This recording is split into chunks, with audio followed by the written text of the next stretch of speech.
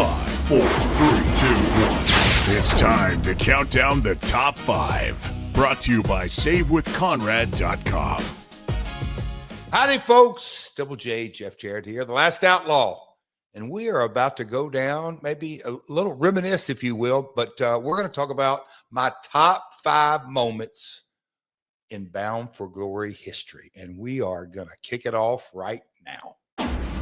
Number 5. All right. Coming in at number 5, we are, I go back to 10-10-10. It's funny how dates, you know me, guys. I don't believe in coincidences, only convergences. And the convergence happened that night on 10-10-10. And a lot of backstory that went down with this. But the fact that the charismatic Enigma was in a 3-way down in Daytona, and we had all the big festivals that go along with the Bound for Glory and Rockin' House. But the uniqueness of this match, I always thought, was the threesome. Mr. Anderson, obviously, the Machine, Kurt Angle, and the charismatic Enigma, Jeff Hardy. But when that, I think the last thing people saw coming was Jeff Hardy switching to the dark side, switching to the bad side, but certainly aligning himself with Hulk Hogan and Eric Bischoff, obviously myself and Abyss. The people didn't see it coming. They threw stuff all over the ring, and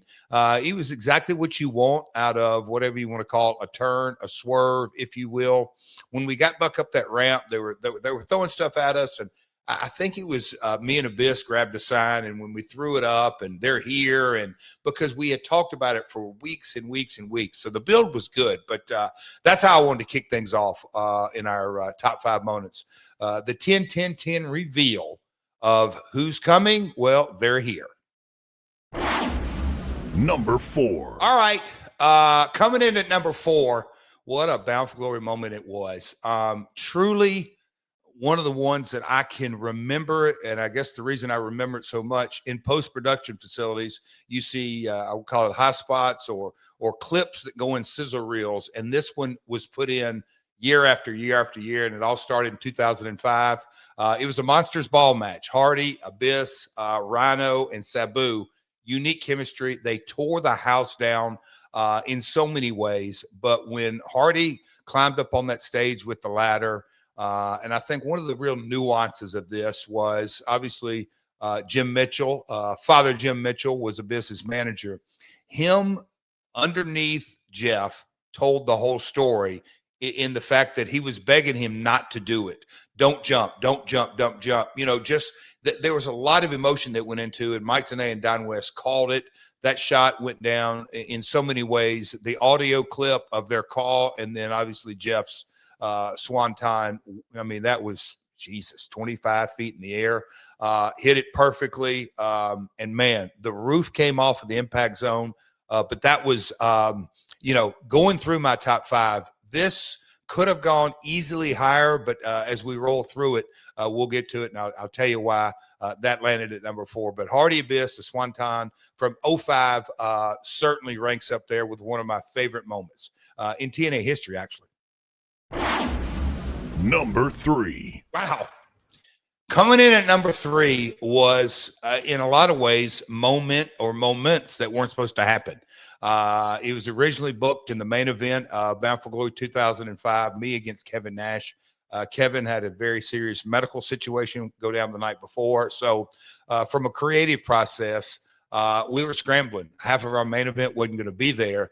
And so when we kind of looked at the roster, we had multiple choices and trying to think not just for the night and the moment, if you will, but the next month's pay-per-view and 3, 6, 9, 12 months down the line. So it was a tough choice. But when we sat back and looked at it and kind of all of us in the room, Doubletree Orlando right across the street the night before, we all kind of unanimously said, Rhino's our guy. It will be a shock. It will be something that he can deliver. But the thing that made it so tough, and I think in a lot of ways, as you saw in number 4, I talked about the Monsters Ball match. Rhino, of course, being in it. Bloody brawl.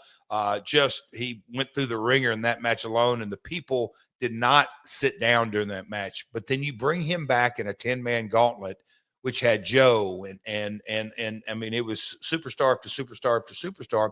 I don't think people really thought Rhino, because he had worked before in a gruesome match in their minds. Rhino's not going to have the gas to get through it. But he pulled that upset in a lot of ways as well, which got him into the main event match. And we went out and literally to this day, when I see Rhino, I shake his hand on that, because the effort he put in that night was so admirable. But man, he laid it all on the line, and he took a guitar shot from hell. He ran straight through the guitar, and I tried to hit a grand slam with it. And then not long after that, with Tito Ortiz, a special guest referee, and Tito at the time was truly red hot. Really one of the first, I guess you could say, global names of the UFC. And so Tito making the 1, 2, 3 on myself, Rhino doing triple duty that night. It just ranks up there for me. And I think more than anything on Rhino's effort and him be able to deliver. And I think the most important part of that is the Impact Zone, that faithful, crazy crowd, man, they exploded. Obviously, we did some stuff after that with Team 3D and Team Canada and the 3 Live crew. But man, oh man, it was a hell of a payoff to that night in so many ways. So that's my number 3 moment. Number 2. Man, as we roll along on my top 5 moments, when I got down to number 1 and 2, I really kind of tossed it back and forth, because and I guess you could say the general public, it wasn't aware of everything that went into it. But the 2008 Bound for Glory Chicago, almost from the moment that we started the creative process on it, not just I guess you could say the booking of the card, if you will, but the production. We did an ID shoot with Kurt, Christian Cage, Samoa Joe, AJ, everybody that was high end, high quality. It really gave the look of the show a different feel than the previous years. Chicago, back in those days, we called it the Sears Center. Now it's the Now. AEW's had a lot of famous shows in there, but back then we called it the Sears Center. And as the card came together, I had, in my gut, I really thought it would be a good one. I had no idea that, in essence, I think it's one of our best shows ever, for kind of multiple reasons, if you will. The AJ 3-way with Booker and Christian Cage, they all came to work, which is no surprise, and put it out. But it was just that Chicago land crowd, I mean, took things to another level. The Steel Asylum earlier in the night, an X Division match, Awesome Kong and a Knockouts match, the Monsters, the Ball. I mean, when you put Abyss and Beer Money and LAX and Team 3D, Morgan, it was just eight guys that really knew how to work this, and they left nothing in the reserve tank, if you will. As you see right there, the Steel Asylum, I love that structure. There's some different stories about that and other Steel Asylum matches, but the people in the arena, just the production value of this, they knew they were seeing something special. And then as we rolled down to the final 2 matches, myself and Kurt, and this was our first big, in a lot of ways, money match when you throw in a Mick Foley. And to me, I thought Mick, his, I guess you could say his performance, but his emotions as a special enforcer and as the match built, and I goes without saying, said it many times here on the pod, just the ability of Kurt and his transitions and how to put everything together. But we both, in a lot of ways, I mean, we worked our ass off, focused on it, thought about it. Lots of thought and time and effort went into this. And then the payoff to the finish, the Chicago faithful, they were very appreciative of it. It was just a special night. And again, me wearing I'll call it my promoter hat, and then the creative hat, and then maybe as an executive producer hat, and then this night, first and foremost, the talent hat. that match against me and Kurt with Mick Foley is my number 2 moment, and it was a special, special match. And it's one of the ones that I look back on that I'm grateful that I can say that I had that in my career. So that's my number 2 moment. Number 1. Okay, we're down to number 1. My top moment in the Last Outlaws mindset in Bound for Glory. When I really sat back and tried to look through it, not through rose-colored glasses, or I don't say jaded glasses, if you will, but there were so many things that went into Jarrett Sting 2006 that go way back. I'd held the title longer, contrary to what folks want to believe or not believe, than was intended. But contractual situations, timing situations, it all worked. All things worked out. I could not go back. If I could go back, I would lay it out exactly the way it did, because the timing of everything. I was going through a personal situation at home, and I knew that there was going to be a time that I needed to step away, but I wanted to have impact and meaning. And look, it was always kind of a up and down. Do I step out? Do I step away? What is the right thing to do? But it all kind of came together. And Sting, at this stage of his career, he came to me early and said that, you know what, I want to go away for about a month or 6 weeks, and I'm going to do everything I can. As you see the photo right there, it's Sting without a shirt on. And when he came in the ring, ripped and ready to go and full of fire, it was incredible. The thing that took this match to a whole nother level, not just for myself and not just for Sting, but really for the fan base, is that the timing just worked out. This was really Kurt's first foray into TNA wrestling, and him coming in as a special referee. I had a ton of heat on me. Sting was obviously the right guy. The heat had been built up in Detroit. The momentum, the live event promotion all came together. It was time, as they say in the business, to switch the title. That's how the pieces of the puzzle all fell. Again, like I say, these things, nobody planned or scripted them, or you can never imagine that when we started down on this track as Jarrett champion, that the different things would have happened leading all the way up to this match. And then when Kurt came on board and we had the opportunity to make him, a special enforcer, it really was a special night. And I can tell you, when Sting no-sold the guitar, the place exploded. And then as you get Kurt in there after the ref bump, and then him eye to eye at one point, and the sharpshooter and the scorpion deathlock, if you will, or the ankle lock, there was just a ton of drama in this. And at the end of the night, when Kurt raised Sting's hand, it was a special moment. And obviously in the following years, we played into that. But this, to me, was a very pivotal moment. At the time, the highest buy rate in TNA history to this day. It still ranks up there. Maybe a little controversy, but it's certainly, if not 1A. But man, it was box office, the Stinger, the icon that he still rocking.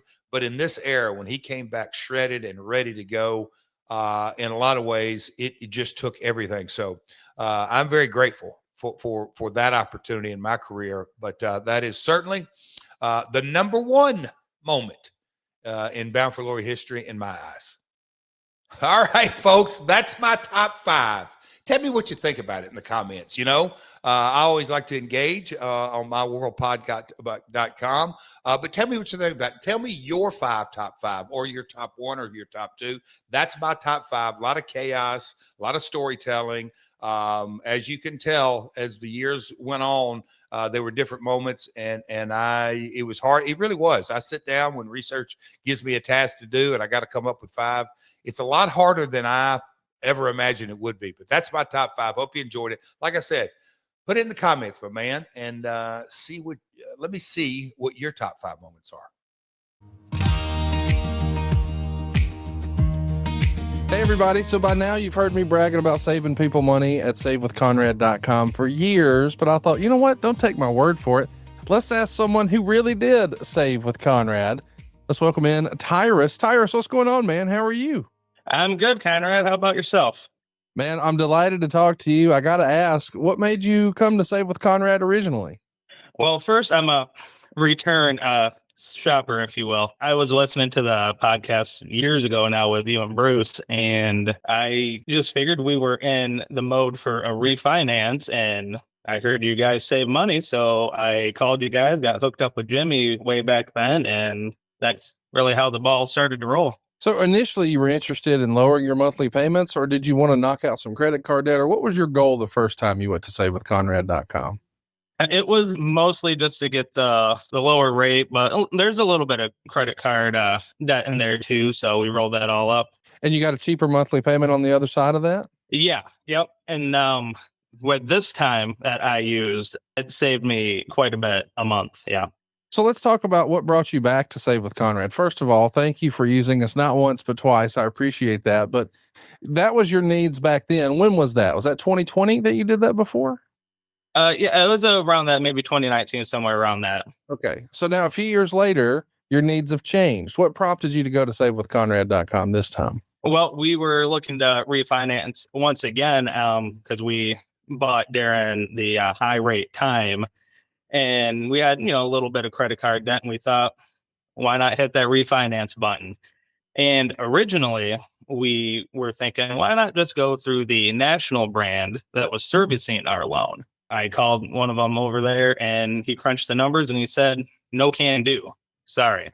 And then I thought, I'll just stay with Conrad again. And I called, and the delightful Frances answered, and you know her. Oh, yeah. And the first thing after I told her what the national brand said, she just said, are they stupid? We can save you money.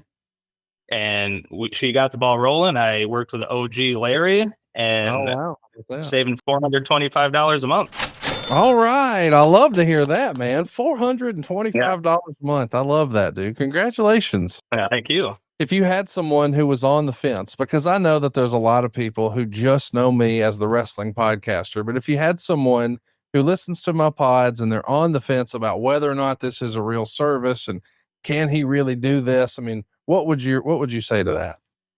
Absolutely do it. It worked for me multiple times, from Jimmy way back when to Francis and Larry. It just, the whole team, they just had nothing but great things to say. They're easy to work with. They worked well with the inspectors and everything like that. It's just a great experience, and I would recommend it to anybody. Well, I'm glad that we were able to help save you some money, and I would be delighted if we could help save you and your family some money. Do what Tyrus did. Go right now to SaveWithConrad.com. You can talk to a live person, get a quick quote, or just drop us an email directly at Conrad@SaveWithConrad.com. And of course, we can still do it the old school way. Give us a call toll free at 888-425-0105. Thanks for all the time today, Tyrus. I really appreciate it. Thank you, Conrad. And lesson number 2129, Equal Housing Lender. SaveWithConrad.com.